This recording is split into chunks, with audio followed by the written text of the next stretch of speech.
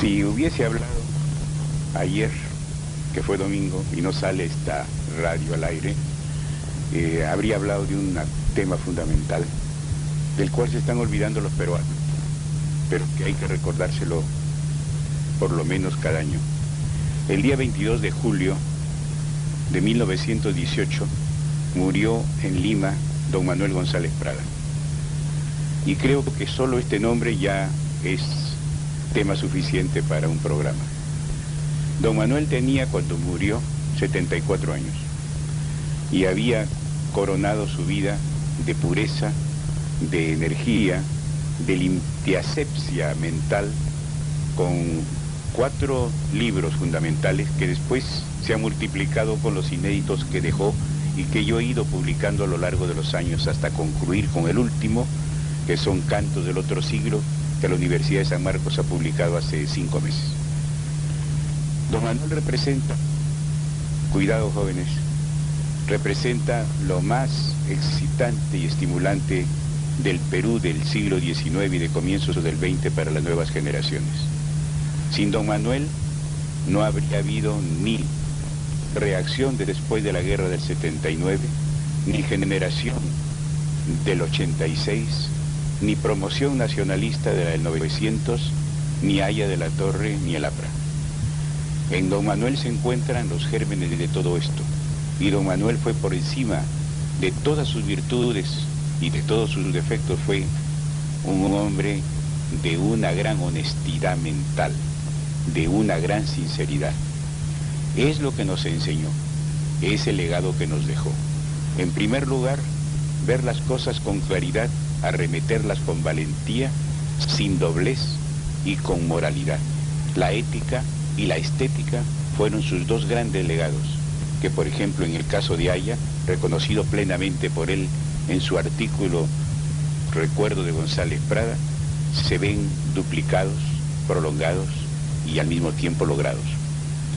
Don Manuel había nacido en Lima el 5 de enero de 1844 y durante toda su existencia solo publicó, bueno, realmente 4 libros.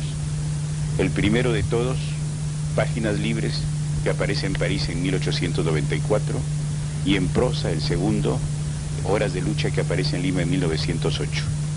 Y en verso, Minúsculas, que se publicaron en 1901, y Exóticas, que salieron en 1911. Hay un tomito de versos de letrillas incisivas contra el clero que no publicó con su nombre y que salieron en 1909 titulado Presbiterianas. Todo el resto de su obra es empeño de su hijo Alfredo, que heredó sus papeles, y el mío, que heredé los papeles de Alfredo y de doña Adriana. Entre los dos hemos publicado 14 volúmenes que estaban inéditos, de los cuales 6 me corresponden a mí y 8 a su hijo Alfredo. La lección de Prada es una lección de energía. Frente al desastre de la guerra, él acuñó una frase: los viejos a la tumba, los jóvenes a la obra. Y él aclaró la frase después en su artículo Los Viejos, publicado en la revista Cultura, número 1, 1915 de Lima, dirigida por Enrique Bustamante y Vallivian. Para él los viejos no son los de la edad, sino son los del espíritu, los que son incapaces de erguirse sobre los vicios de la antigua generación, los que son incapaces de librarse del egoísmo, los intrigantes, los que acechan en cualquier recoveco de la historia y de la vida, los politiqueros, los cagatintas, los que no miran la justicia sino simplemente sus apetitos, los capaces de vender a un hermano con tal de conseguir sus ansias. Esos son los viejos para Prada. Y los jóvenes son todo lo contrario.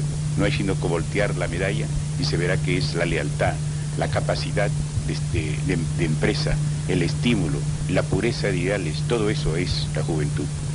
Pues bien, con esta frase que provocó un gran escándalo en 1888, que es cuando se pronunció el discurso del Politeama, y con la que siguió en el discurso del Teatro Olimpo, de atacar al enemigo a cintarazos, a plena luz, y no usar los recovecos, con eso Prada sirvió como el capitán ideológico de la generación de la posguerra. Su ideal era remover el Perú, y para remover el Perú aplicó un razonamiento muy simple. En la guerra, solo los ricos o los muy ricos se habían evaporado de la escena. Y la guerra había sido un azote igual para los pobres, para los medianos y para algunos de los ricos. Por consiguiente, había que nivelar también en la esperanza a todos. Él fue el promotor de la campaña pro indios. Él fue el que inventó, creó y reconoció el apotegma de que el indio no es una raza biológica, sino una raza social.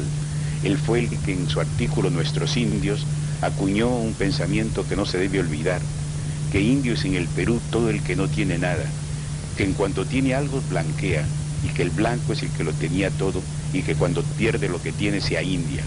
Se es indio si no se tiene, se es blanco si se tiene. Ese era el concepto de 1900 sobre las razas y en general sobre las clases sociales. El indio era por consiguiente una clase social, y eso explica el título de un libro de Erasmo Roca en 1933, titulado Por la clase india.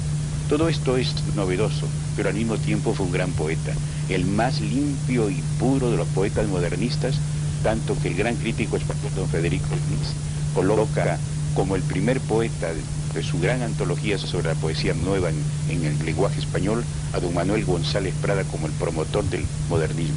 Pero me estoy pasando de minutos y quiero solamente dejar el testimonio de mi admiración ferviente a don Manuel González Prada, padre espiritual de todos los que todavía trabajamos por un Perú mejor, más limpio y recto.